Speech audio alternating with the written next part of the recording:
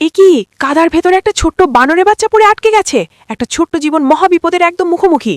চোখের সামনে সন্তান তলিয়ে যাচ্ছে, আর শিশুটির ওই শেষ করুণ চাহনি। সব কি শেষ? না, সবকিছু কাছে ডাল থেকে বসে দেখছিল একটি তোতা। সে ঝাঁপিয়ে পড়ল একা।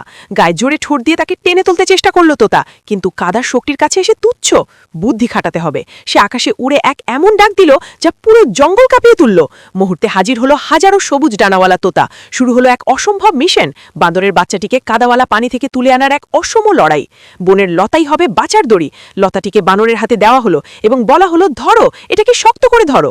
সমস্ত তোতা একসাথে রশি ধরে আকাশে উড়ে উড়ে টানতে থাকলো এবং বলতে থাকলো, টানো, সবাই মিলে টানো। কাদা ছাড়ছে না, লতা ছিঁড়ে যাবে মনে হচ্ছে। এবং হ্যাঁ, তারপরেই ভয়ঙ্কর বিপদ থেকে ছিনিয়ে আনা হলো বাঁদরের বাচ্চাটিকে। নতুন জীবন ফিরে পেল।